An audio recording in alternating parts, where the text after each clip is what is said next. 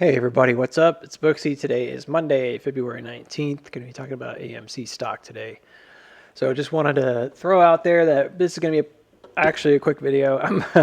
I'm not really interested in kind of rehashing everything I did in the last video, and I always say that and then end up doing a lot, but I'm going to throw that out there because I'm going to focus on just some basic indicators, focus on some just really simple things.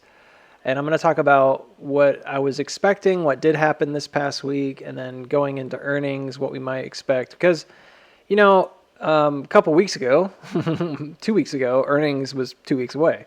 Now it's not very far. So you're talking about 10 days, 9 days, and that's not a lot of time in the stock world. It can be a lot of time if there's like a big movement, but if there's mostly sideways action, it can kind of go by with not much happening. And I'm not really expecting a whole lot. If you were to ask me, like, do you think it's going to run up into earnings or drop into earnings?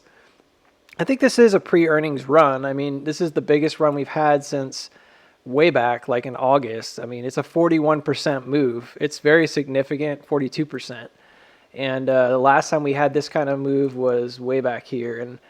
And frankly, both of these kind of set up into earnings, but this one, of course, had a little bit more fanfare behind it, like beforehand, because there was a lot going up into this, and it was a 50% move, and then we had a lot of time before earnings. So there was a lot of speculation. This one, not as much time. We're very low, and, mixed bag here. I'll be honest with you. I think there's a strong possibility that this is the beginnings of a run. I know that the volume is really low. I know the volume was kind of diminishing going into this top area, but overall, this looks pretty decent. There were several up thrusts with backups, and each one did not pass through the previous creek. So that's a good sign. Usually that means that you're at least to some degree doing an ascending accumulation. Doesn't mean it's going to continue forever. You kind of have to watch volume, especially going into a top. I would say that for now it looks okay. And there's a, voice cracked, like middle school. It looks okay. Yeah, so it looks all right. So basically you would want to watch and see what happens as it goes into a top to see if there's a heavy volume sell when it does reach a peak. And even still, lately, AMC really hasn't had those high volume tops. It's been in really bizarre sell-offs because typically in a distribution, when you hit the top, there's a heavy volume spike. We got a mild one right back here in October, and then going into November, it was kind of like, I said August. I don't know why I said August earlier. I meant October. And then going into November, there was just no volume. I mean, that top was super barren going into earnings. So it's very strange. And it didn't really have a lot of marks of distribution, even though the setup was still saying like it could distribute, which is partially what I was thinking was going to happen. I thought we were going to go down to 6. We ended up coming way low, way lower than that. So yeah, bare bones here. You've got these decent kind of up thrusts where you're working your way up. Every time it's created one of these, you can see it's kind of laying up, and it's done a pretty good job of holding each level on these creeks. So thus far I'm pretty happy with it. It does have that typical ascending accumulation vibe to it, but I don't think that the volume buy-in has been really significant. 40% is a huge amount of movement, but when we look at the grand scheme of things, the average volume here is still very low compared to what we've seen previously. It doesn't mean there hasn't been a lot of accumulation. It doesn't mean there can't still be a pretty big buy-in. And I've been talking a little bit about March because I just think it's one of those quintessential March 2022. There's March 2022, and then there's that August 2022 run. And both of these have some similarities and some differences. But I talk about this one quite a bit lately because of all the stuff we've been analyzing. And I'm not going to go back into that on this video, but absolutely, yeah. We could either be experiencing something like this where we're kind of in early stages of maybe like a sideways action, or we could already be in a buy-in period. And you can see that back in March when right before it started moving, it has that same kind of vibe of like that high peaked M cross. You can see the M shape there, but it's really, really steep. You get those backups, but you never drop the creek. And ultimately, once you get that final jump, that's where the volume really pours in and you start getting these massive moves to the upside. And you can do a comparison, and it's definitely not as high, but this moved almost 30% before that, what we call smart money, right, buy-in. The bottom here has that really high volume bottom. And again, we're not really looking at these as they have to be one-to-one. They don't. Here's the one that's quite different, where you have a pretty significant pullback to retest what I think is a pretty major creek and diagonal level, and ultimately had a pretty low volume bottom until it took off, and then the volume picks up, and then earnings actually has this kind of crazy juke action. And either one of those I think has some similarities, but the main focus I would say is that you're looking at like kind of an accumulative bottom with a steady reversal. And I'm not saying that's not happening at all. It's there. There's a decent volume pickup right on this bottom. If you look at it relative to everything else that's going on, you can see that spike here. But it's nothing to write home about. We've had larger, heavier volume at different times. So it's a very quiet bottom, if it is a bottom. And maybe that's by design. We'll see. So originally I was thinking that we were going to pull back to 408 a week ago when I did my thing. This is what I drew. I haven't changed it. My expectation was we would come back and retest this particular floor level. We did a pullback to about 430. And when we did that, we actually retested what I feel like was one of the major creek crosses. You can see this outermost orange line, heavy resistance line for us. And the last time we crossed it was way back here in November, and you can see it goes all the way back, and it crosses right on the reverse split day. It's basically like a rotational creek, and it goes way back to that second cat ear. And I talked about why I thought that was significant, although I know some people are going to say, well, I don't get why that matters. Why don't you just look at like trends and stuff? Well, we've also broke out of all those. This was the one that I deemed to be the most significant, so I've kept it on my chart. But there were like 4 other creeks, and we've kind of gently crossed them all. There's just not been a huge commitment yet, and I think that's where you have to kind of be patient and just wait and see. I see a lot of buying volume. I can see how this could be a decent bottom setup. My expectation was after that M cross, so we would come back and retest that, but do it by going like lower, like down to like the 408 level potentially. Instead, we just backed up to it very quickly. I believe this was on February 13th, and then sort of just took off again. We did breach $5, so if Glenn Miller's listening, we passed $5 again. I'm just messing with you, Glenn.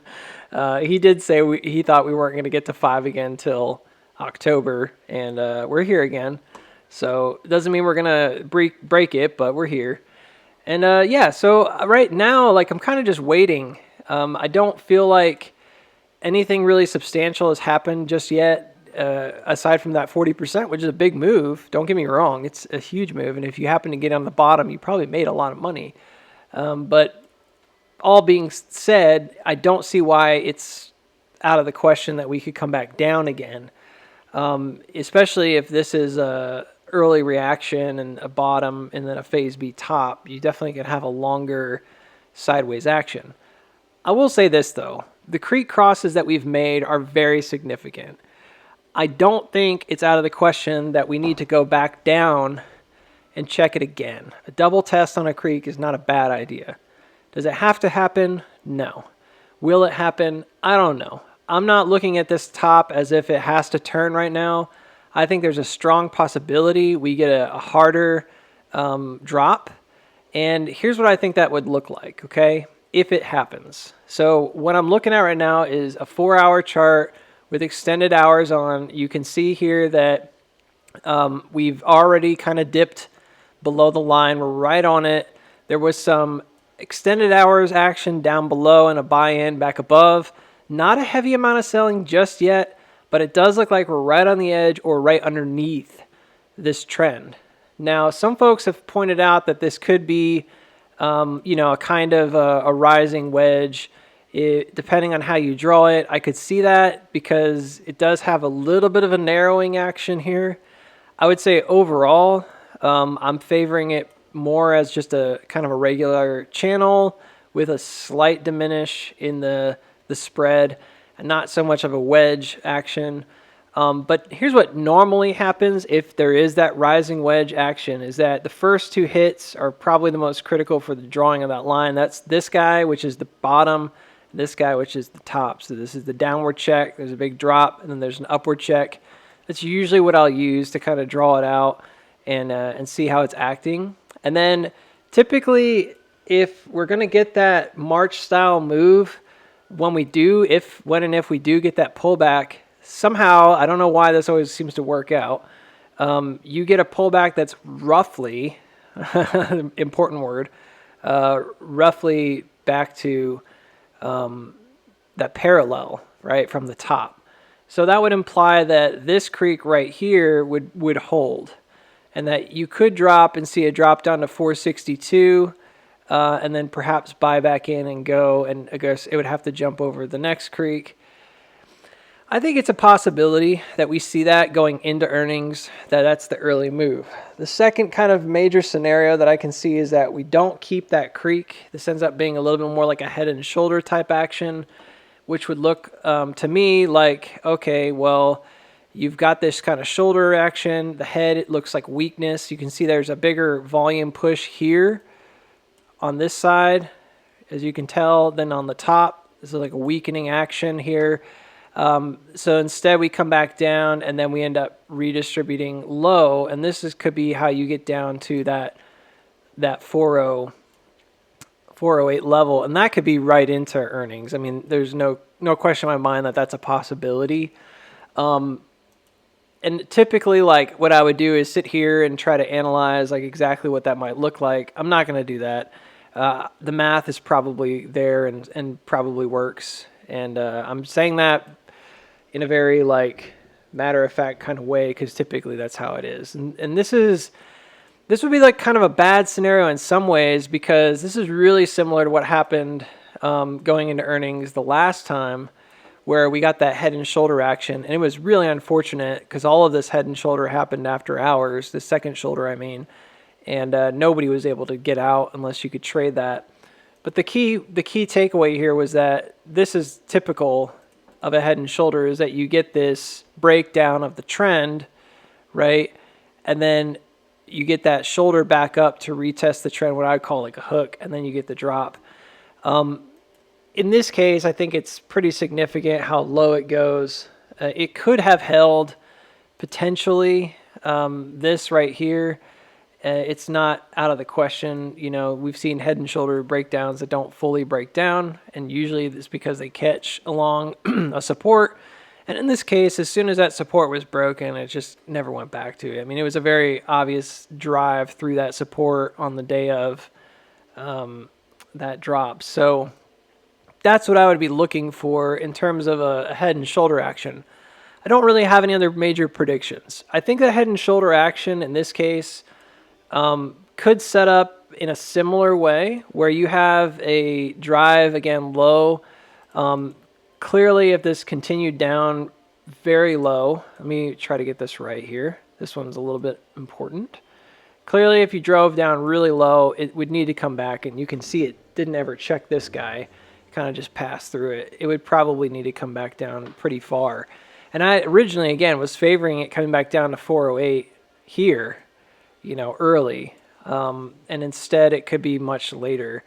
This doesn't necessarily mean that you're going to distribute all the way back down. It could just be that, again, this is sort of like that phase B. And in the grand scheme of things, this could be an inverted head and shoulder. It's entirely possible. You can see there's a heavier amount of buying here than there is selling on this side. And that's not out of the question. If you flip the chart, this could be very distributive in reverse, you know what I mean? Which is, of course, accumulative. So I could see that as a possibility, And to that end, I don't really think that the price targets that we got are very different. You know, to me, it's like, yeah, it looks like it would probably gravitate towards that 392, close to 4, and then you'd end up with a possible. So this could be much faster, right? Like a really quick up and down motion, and then getting into earnings, you could be already down here around that $4 mark. And how does that work with this? Do you ask? Well, depends on how fast it goes, but it's not that different from what I drew already. The difference is that you're looking at a much wider schematic, where potentially this could be even a little bit lower, like 393, by the time you get down here, if that head and shoulder pans out. And then, of course, you're looking at this as a possible inverted head and shoulder if you're looking at it to the upside, and it is a possibility at that point. So we would have a neckline that's fairly low, comes down real far. That would be your neckline right here. And potentially, that could have a pretty significant move to the upside. I don't want to get into this too much, just to save some time here, but that's like, $1.38. So about 51% of that, you're going to have, I don't know, 65 to 70 cents or something below that. This could be a way to get back and retest that 580 level. And you can see it's right around here. And that usually to me is a kind of a confirmation if it's meeting some other trajectory or something right around that 580 mark. And then where is that?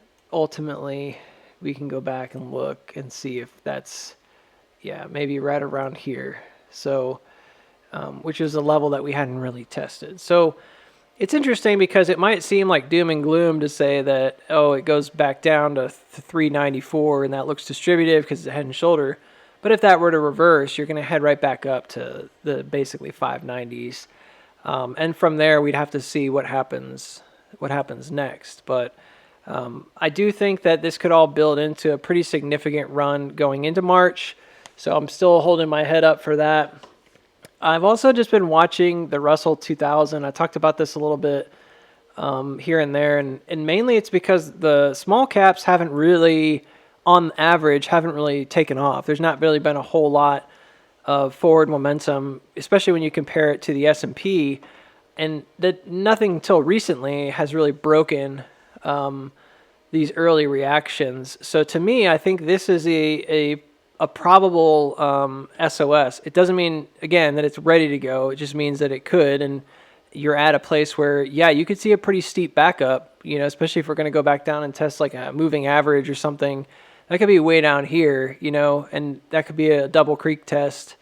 But if it manages to hold the top around the 2020s, and we're kind of right there right now at 2018, it's weird because it sounds like I'm talking about dates, but if we manage to hold that, we're back into, I think, like that previous range. We could see that kind of break out, head back to all-time highs, and I think all your small caps would then get a boost. And a lot of that, what that tells me would be that smart money is kind of shifting some money into the rest of the market outside of the top 500, which I've been doing fine, and obviously are rallying to new all-time highs. So doesn't mean they're going to stay that way forever. We know that. But overall, AMC looks okay.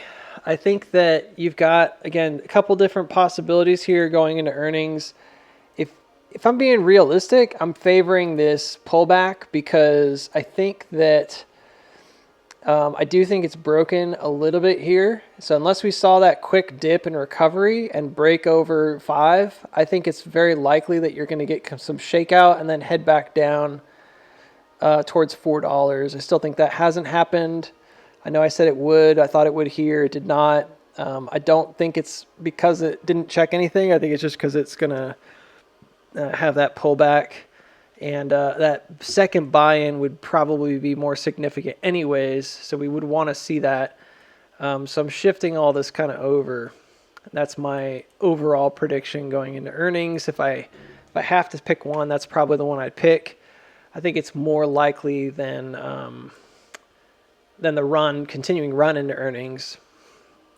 that doesn't mean it can't be the other one. So you have to kind of watch right now and see what happens at this top. If it is like the Russell and you end up with that smaller pullback and then that push, I think we're just going to go, right? We're there already. In terms of like everything else, so RSI has been pretty so-so lately. You've got I'm flipping to this chart because it's already on the 4 hour. You're not quite overbought yet, so there's not really much to say there. We didn't really do any kind of major turnarounds until we got overbought back in October. So there's still some room to the upside. It is pointing down right now, but it has support by the moving average, if you want to call it that. Again, it has room. There's plenty of space. It could definitely come back down and retest 50, which often happens, before trying to advance again. And then moving averages.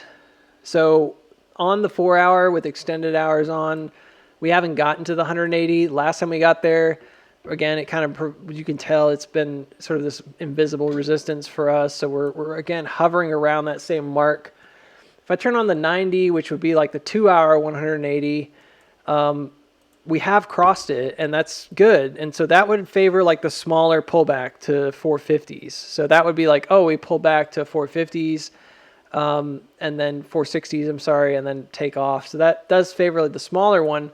Again, it's kind of that mixed bag of like, well, the last time we were in this situation going into an earnings, we did something similar, and we did check that 90 and ended up pushing up to new highs, but set up for a head and shoulder following earnings. So previous to that, we haven't really been able to maintain much support over the 90 on the 4 hour. You can see that it's often been the area that we start distributing above.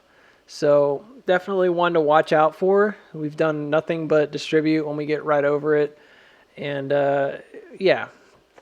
So I'm kind of curious to see if we start that right now, and if it can provide support, I think we're in a really good spot to then have a really big advancement. And if we were to jump that 180, I think we'd be flying by the seat of our pants. I mean, we'd be flying probably because it doesn't happen too often, and especially not lately. I mean, I guess back here there's been a mixed bag where it definitely seems like it did. But I would also look at the daily, and I'm pretty sure the daily is like way higher. It's probably a better indicator, honestly. I've been using the 2 hour a lot because it seems to be pretty consistent with the RSI, but whatever. Anyways, so hopefully that makes some sense. So one scenario, 460, then up, pushing up probably up to at least the 530s. That's about the midway here, so it would make sense that that's where we might meet the next moving average. I think it's a possibility. Doesn't mean that we're going to continue. You definitely have that kind of risk of redistributing here, so you got to be careful. And that's, again, sort of what happened to us last time. And then the earlier head and shoulder setup would mean that we just break down early, pass down through 460, and then probably create a shoulder back up to 470, and then redistribute real low. That seems like a bit of a stronger setup if we're just favoring an overall run after earnings. But that's one of those things where, again, till we get there and see how everything shakes out, it's kind of a bit of a crystal ball kind of nonsense. So I'd have to see how the RSI sets up. I think it's a bit overbought already, and that's not a great sign. We haven't really come that far. I'm looking at the 4 hour, but I'm sure on the daily, yeah, I mean, we're back to like the 50. I will say this, on the whole, we have broken out of this downward trend, and I think that's very significant. I think there's not really a way to sugarcoat that to be bearish. Like, you can see that compression right here. It's a giant triangle on the RSI, and we've definitely broken it, and we're seeing an early reaction. A lot of buy-in, and again, I'm just kind of waiting for that smart money buy-in. I think it's going to be this earnings buy-in. If it's going to happen, and I think we see this kind of correction in RSI, maybe pull back down, and then potentially see a huge rip afterwards. I'm still favoring that. I don't favor us going significantly lower The lowest I can see it's going right now is like around 3, and that's not significantly lower than what we've seen before. So anyways, all right, no more rambling. Hope you guys have a good one, and I will catch up with you later.